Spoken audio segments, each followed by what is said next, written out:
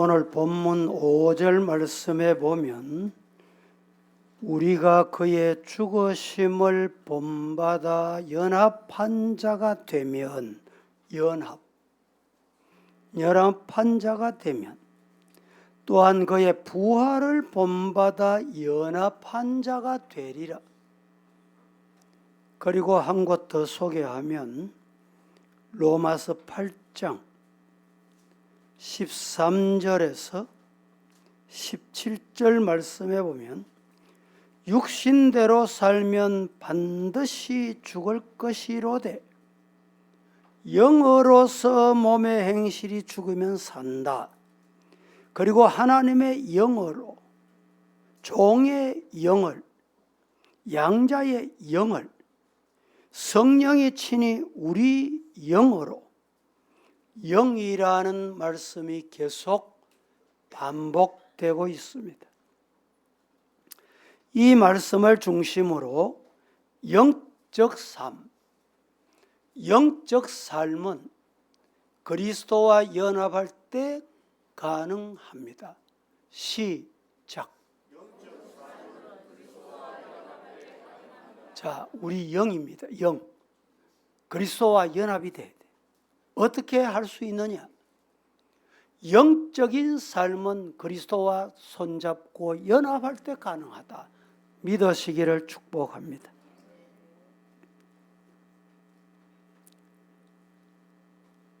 교회 주변에 마땅한 가까운 식당이 잘 없습니다. 혹시라도 손님이 오면 이 식당 갈까, 저 식당이 좋을까 망설일 때가 대단히 많습니다.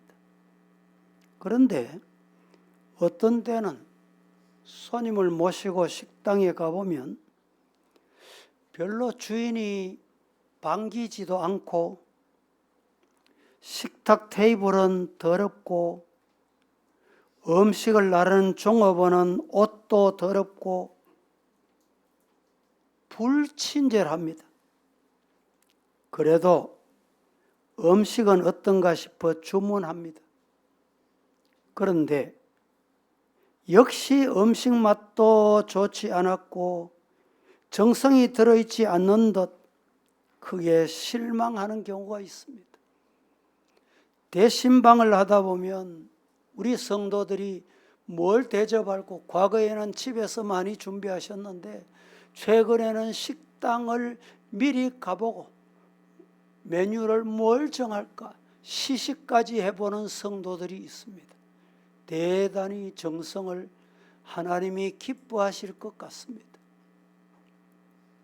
그런데 어떤 때는 식당에 가보면 이렇게 더럽던 식당, 누추하던 식당, 맛이 없던 식당이 새 주인이 바뀌었습니다.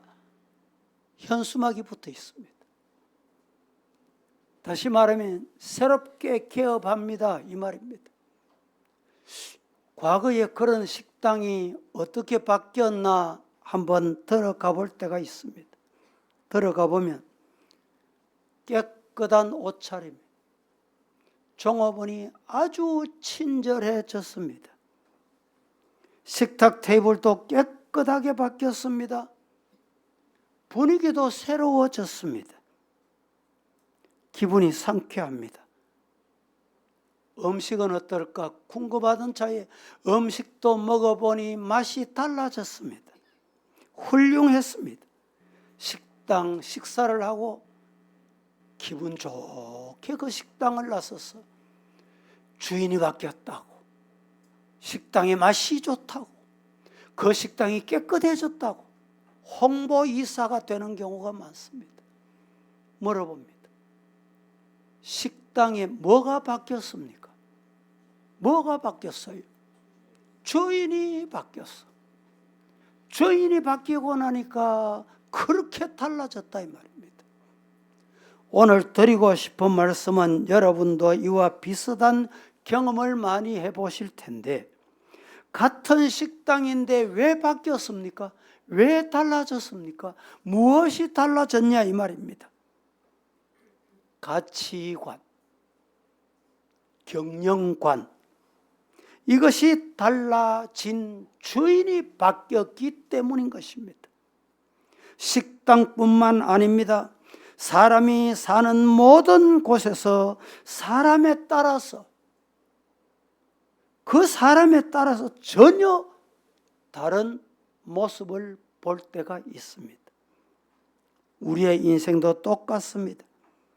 속 사람의 주인이 누구냐에 따라서 가치관도 삶도 말하는 것도 전혀 달라진다는 말입니다. 이런 현상을 로마서 8장 5절 말씀은 이렇게 말합니다.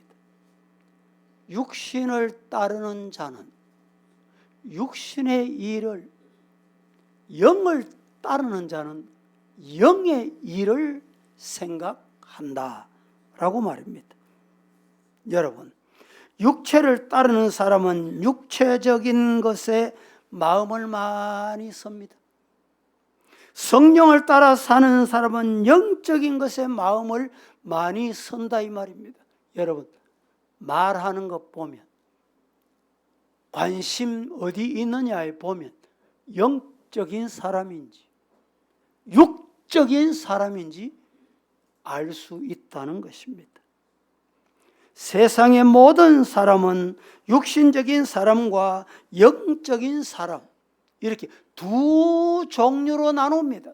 중간이 없어요. 그래서 교회는 중간을 두지 않습니다. 첫째, 그리스도와 연합된 영적 삶을 위해 어떻게 살아야 합니까? 연합. 오늘 본문 3절에 연합. 연합이라는 말이 반복해서 나옵니다. 누구와? 그리스도와. 그리스도와 연합된 삶을 위해서 어떻게 살아야 되느냐 이 말입니다. 로마서 6장 5절에서 11절, 로마서 8장 12절에서 17절, 이 두 곳은 영광스러운 부활의 삶을 위하여 어떻게 해야 하는지를 우리에게 가르쳐주는 중요한 말씀이 소개됩니다. 본문에서 꼭 알아야 하는 두 가지가 이것입니다.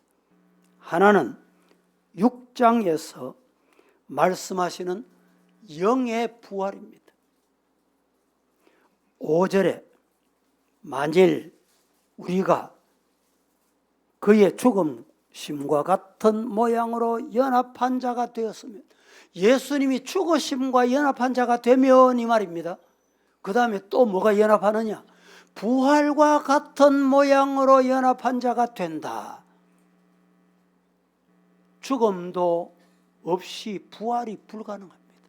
육신에 대하여, 욕심에 대하여, 정욕에 대하여, 죄에 대하여 죽어야 돼요. 죽어야. 그래야 부활이 있습니다.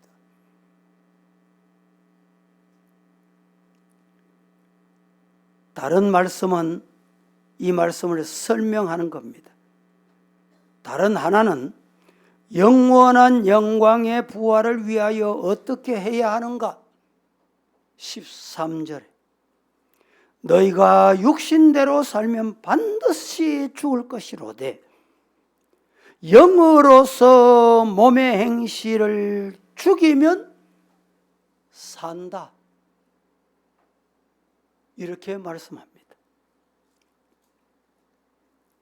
로마서 6장 말씀에서 주제를 정하라면 그리스도와 연합, 로마서 8장에서 주제를 정하라면 하나님의 자녀. 이게 동떨어진 말 같지만 그리스도와 연합과 하나님의 자녀는 대단한 관계가 있습니다.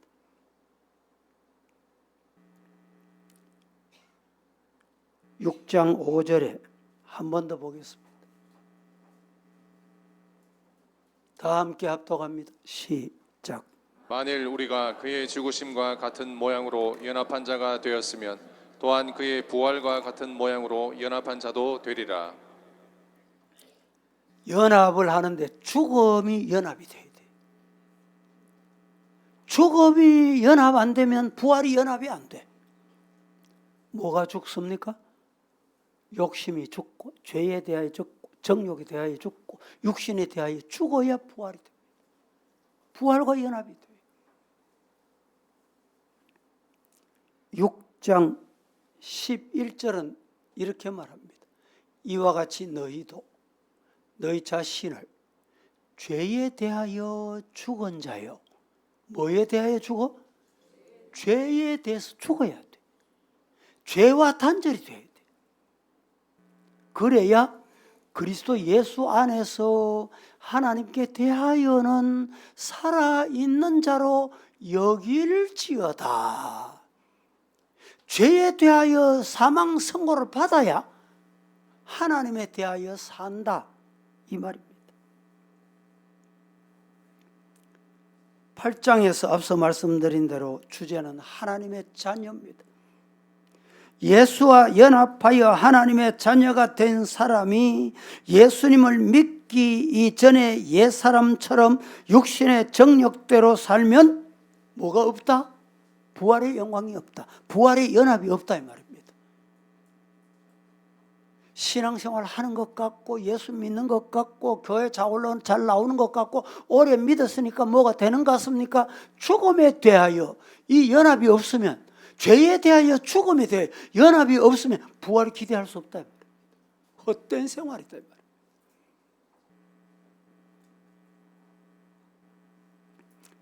로마서 8장 15절. 너희는 다시 무서워하는 종의 영을 받지 아니하고 양자의 영을 받았으므로 우리가 아빠 아버지라 부르짖느니라. 아바 아버지, 아빠 아버지 부를 수 있는 것은 부활의 영이 연합된 것이다, 이 말입니다. 여러분, 부활은 뭘 전제로 합니까? 뭘 전제로 해요? 죽음을 전제로 해요. 죽음. 안 죽으면 부활이 없을 수 없어요. 죽음을 전제로 부활. 당연히 죽지 아니하면 부활이 없습니다. 살아 있는데 다시 살아난다는 말은 말이 안 되는 소리입니다. 그런데 아담 이후에 모든 사람은 다 죽었습니다. 즉 영에 죽었다는 말입니다. 영의 죽음이란 뭘 의미합니까? 하나님과 단절됐다. 하나님과 끝났다. 만남이 없다, 이 말입니다. 처음 사람의 아담과 하와가 하나님의 명령을 어겼죠. 이것이 세상에서 일어난 처음 범죄였습니다. 그 죄의 결과는 하나님과 함께 살던 에덴 동산에서 추방됩니다.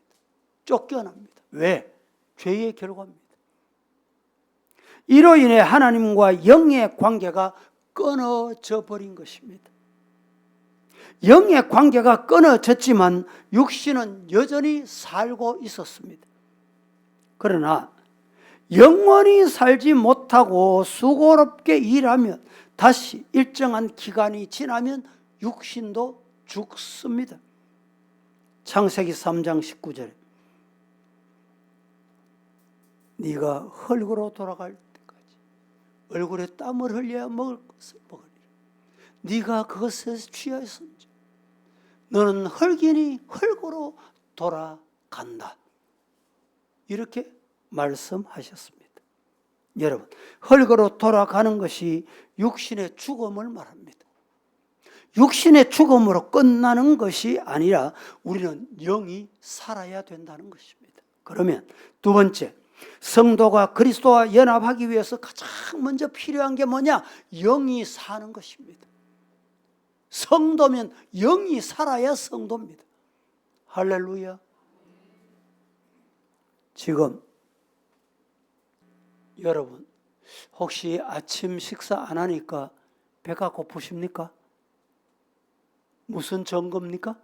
살아있다, 건강하다, 이 증거입니다. 교회 오다가 돌을 쳤습니다. 발이 아픕니다. 무슨 증거입니까? 살아있다, 이 증거입니다. 영이 아니라 육신의 사람이 살아있다는 증거다, 이 말입니다. 그런데 영이 살아있는 것은 어떻게 알 수 있습니까? 육신은 안 먹으면 배고프다, 돌을 차니까 아프다, 상처 나니까 아프구나. 그건 무슨 증거예요? 육신이 살아있다는 증거예요. 그러면 다시 묻습니다. 우리 속에 영이 있습니다. 영이 살아있다. 예수의 영이냐, 사탄의 영이냐, 마귀의 영이냐, 귀신의 영이냐, 하나님의 영이냐, 성령이냐, 무엇으로 알 수 있느냐 이 말입니다. 대답해 보이소. 다시 묻습니다.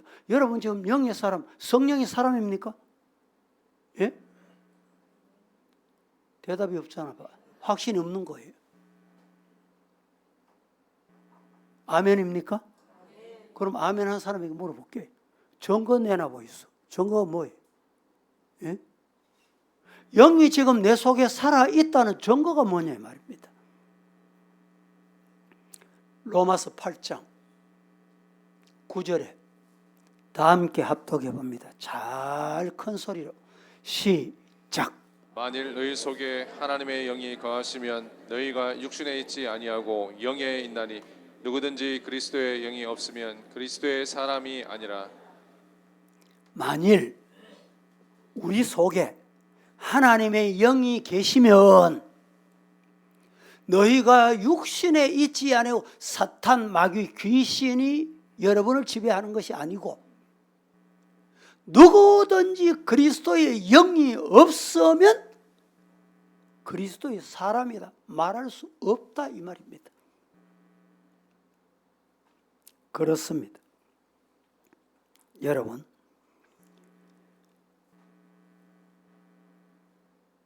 오늘 우리는 내 속에 예수의 영이 있으면 영이 살아 있는 것입니다. 뭐가 있으면? 예수의 영이 있으면. 그러면 다시 묻습니다. 내 속에 예수님의 영이 있는지 없는지 알 수 있습니까? 아시고 계십니까? 내 속에 그리스도의 영이 있습니까? 뭐로 증거해요? 어떻게 증거해요? 오늘 로마서 8장 15절에 이렇게 말씀합니다.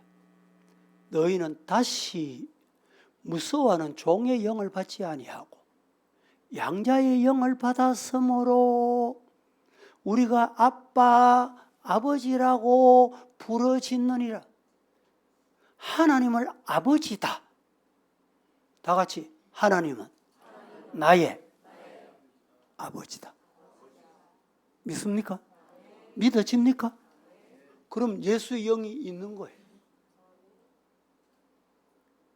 이 예수의 영이 없으면 하나님을 나의 아버지라고 고백할 수가 없습니다. 말은 할 수 있어요. 말은 합니다. 말이 고백이 아닙니다. 속이 고백이. 마음에 예수의 영이 있으면 고백이 되는 거예요.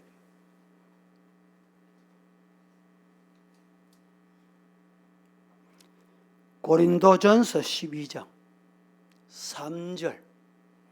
그러므로 내가 너희에게 알린다.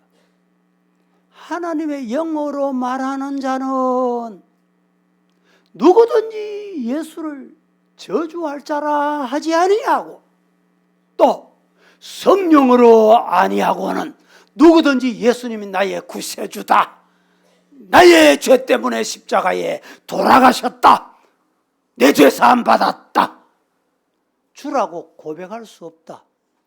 어떤 사람? 누가? 예수의 영이 내 속에 있으면 고백을 하고 예수의 영이 내 속에 없으면 고백이 안 된다는 말이에요. 즉 성령을 받으면 예수님을 주님이라고 부르십니다. 그러므로 진정한 마음으로 하나님을 아버지라고 부르며 예수님을 나의 구세주라고 부른다면 따라합니다. 영은 살아있다. 다시 합니다. 예수의 영이 나와 함께 하신다. 연합이 되는 거예요. 연합이. 영이 살아있는 사람은 이미 영의 부활을 경험한 사람입니다. 즉 주인이 바뀌었다는 말입니다. 육신에 속한 옛 사람은 누가 주인이었습니까? 사탄 마귀 귀신이 주인이었어요. 그러나 영의 사람인 새 사람은 하나님이 주인이시다. 시작. 잘 들어야 돼요. 잘 들어요. 영의 사람인 새 사람, 영의 사람인 새 사람은 누가 주인이에요? 하나님이 주인이다. 시작. 영의 사람인 새 사람, 영의 사람이 된 새 사람은 하나님이 주인이시다. 믿습니까? 사도행전 2장 38절 말씀에 보면 베드로가 이르되 너희가 회개하여 각각 예수 그리스도의 이름으로 세례를 받고 죄 사함을 받으라.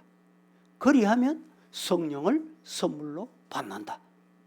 나의 죄와 육신과 욕심과 정욕과 시기와 질투와 분쟁 일삼는 것이 다 죽었다 이 말입니다. 분쟁 좋아하고 시기하기를 그렇게 하던 사람이 여러분 새 사람이 되면 변했다 이 말입니다. 변해.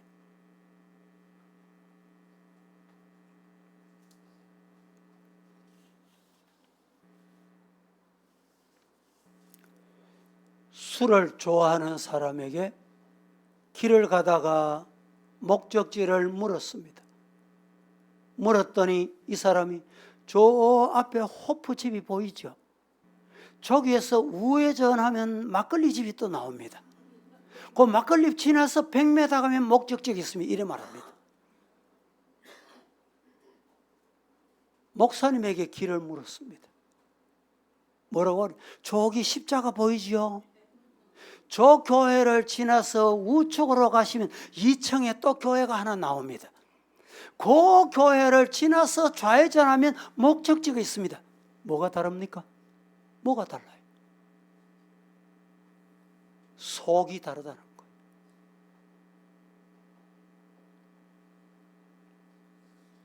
세 번째, 그리스도와 연합하여 영이 살아있다. 살아있는 영의 사람은 생활이 달라져. 모든 삶이 달라져요. 묻습니다. 여러분의 삶은 어떠신지요? 영의 사람인지 아닌지 삶을 보고 판단하는 거예요.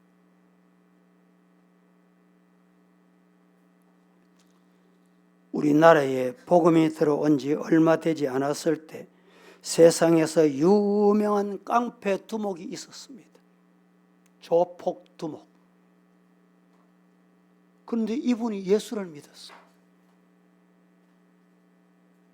그 사람의 이름이 김익두입니다. 그런데 예수 믿고 난 다음에 어느 날 보니까 부고가 날라왔어. 김익두 죽었다. 사람 죽었다는데 세상 사람들이 다 좋아하는 거예요. 김익두 오기만 하면 도망가고 제발 내 생에 한번 안 만나게 해주세요. 이러던 그 사람이 죽었다고 하니까 다 좋아하는 거예요. 그런데 어느 날 시장에 갔더니 김익두가 나타났어. 아니 김익두 죽었다는데 저 나타났다. 김익두 맞다 아니다 시비가 걸렸어요. 뭐로 증명하냐? 님이 김익두 아이가 물어볼 수도 없고 옆에 내기를 했습니다. 김익두 맞다. 김익두 아니다. 그래서 물 한 바가지를 가져와 가지고 물을 한 바가지 덮어 씌웠습니다. 그러면 옛날 기믹든지 아닌지 알 수 있다는 거예요. 물을 한 바가지 뒤집었습니다. 그때 기믹두가 이렇게 말합니다. 예수는 내가 믿고 복은 네가 받았구나. 무슨 말인지 이해가 되십니까? 예? 옛날 같으면 내 손에 지금 끝났다 죽었다 이 말입니다. 그렇게 나타나서 예수 복음 전하다가 이 사람이 신학교에 가서 목사가 되고 우리 한국 초대교회의 유명한 부흥사가 됐습니다. 여러분, 이게 뭘 의미하느냐? 변화입니다. 변화. 새 사람. 부정적이고 비판적이고 불신앙적이고 삶이, 가정이 피폐해집니다. 보세요. 가나안 땅에 12정탐권 중 10명의 정탐권. 말씀은 간 곳 없어. 안 된다. 죽는다. 못 간다.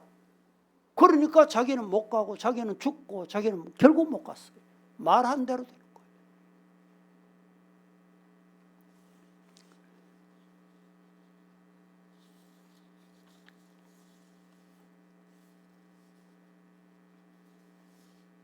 어떤 목사님께서 차를 운전하고 길을 가다가 붉은 신호가 오면 서야 되잖아. 그런데 교회에 문제가 있고 기도하고 이러다 보니까 붉은 신호인데도 간 거예요. 가다가 반대편에서 지나오는 벤츠차를 박아봤습니다. 가슴이 덜컹했습니다. 큰일 났구나. 어쩌면 좋지? 내려서 정중하게 인사를 합니다. 내가 어느 교회 목사입니다. 죄송합니다. 당신의 차는 얼마가 들든지 제가 수리해 드리겠습니다. 이랬더니 상대방이 신사도 내리더니 정중하게 인사하면서 다친 데는 없냐고 묻습니다. 내 문짝만 보험으로 고쳐주시면 됩니다. 연락처 주세요. 목사님 명함을 드렸어요. 그리고 이 목사님이 돌아왔는데 전화가 올 법하는데 전화가 안 와. 보험회사에서 연락 올 뻔한데 연락이 안 와. 아무리 기다려도 소식이 없어. 그런데 어느 날 교회 앞에 중형차 한 대가 도착했어. 새 차. 그 차 속에 편지가 한 통 있습니다. 목사님, 내가 어느 회사를 경영하는 대표입니다. 목사님 명함을 받고 인터넷 들어가서 목사님 설교를 들었습니다. 설교를 듣다가 제가 은혜를 받았습니다. 나도 어느 교회 아무개 집사입니다. 저 차는 저 보험으로 다 수리했습니다. 저 정성을 보내니 이 차를 기쁨으로 받아주시면 좋겠습니다. 여러분, 설교 한마디, 말씀 한마디가 이렇게 삶을 바꾼 거예요.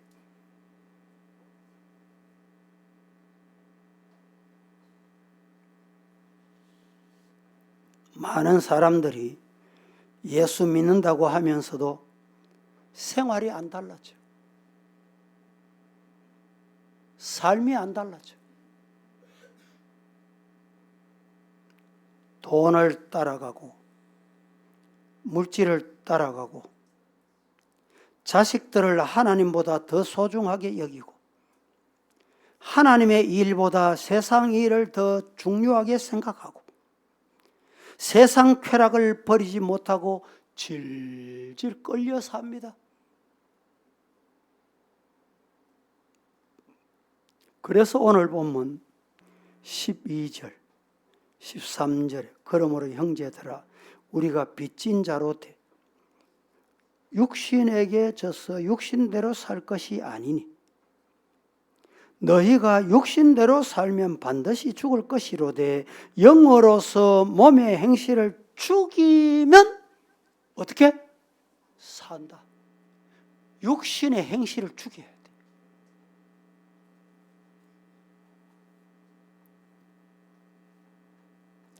육신의 정욕에 지면 영광스러운 부활이 아니라 심판의 부활을 맞이하게 될 것이 두말 필요 없다. 지옥행이다. 이 말씀을 지금 하시고 있는 겁니다. 요한복음 5장 29절 말씀에 이렇게 말합니다. 선한 일을 행하는 자는 생명의 부활로 악한 일을 행하는 자는 심판의 부활로 지옥행으로 이렇게 표현하면 맞습니다.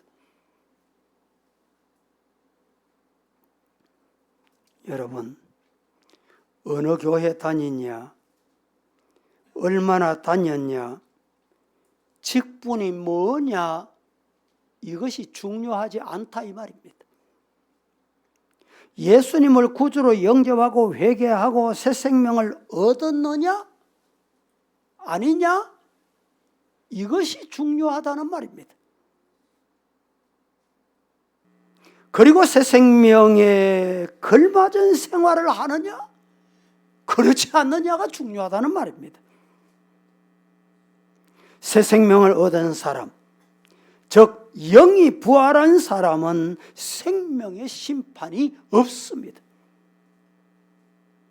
요한복음 5장 24절에 시작. 내가 진실로 진실로 너희에게 이르노니 내 말을 듣고 또 나 보내신 이를 믿는 자는 영생을 얻었고 심판에 이르지 아니하나니 사망에서 생명으로 옮겼느니라. 내가 정말 진실로 진실로 아멘 아멘 하면서 너희에게 말한다. 내 말을 듣고 또 나 보내신 이를 믿는 자는 영생을 얻었고 심판에 이르지 아니하나니 사망에서 죽음에서 지옥에서 생명으로 영생으로 천국으로 옮겨졌느니라. 할렐루야. 우리 구주 예수님께서 죽음을 이기시고 다시 사신 이 복된 주일 아침에 우리도 영광스러운 부활의 날 될 때 하나님의 자녀답게 살겠습니다. 다짐하고 결심하고 기도하여 우리의 삶이 영생을 누리고 영생을 맛보고 영생을 체험하는 성도, 가정생활, 직장생활, 사회생활 돼야 돼요. 영생 얻은 자가 왜 지옥 같은 생활을 합니까? 영생 얻었다는 자가 영생 얻지 못한 자답게 말하고 삽니까? 영생 얻은 자다우게 가정이 다복하고 교회 생활이 윤택하고 하나님 앞에 예배드리는 것이 즐거움이 있기를 예수님 이름으로 축복합니다. 기도하겠습니다.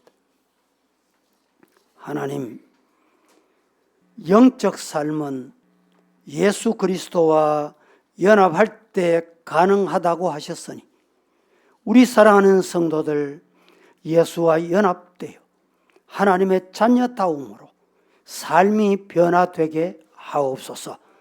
예수님의 이름으로 기도합니다. 아멘.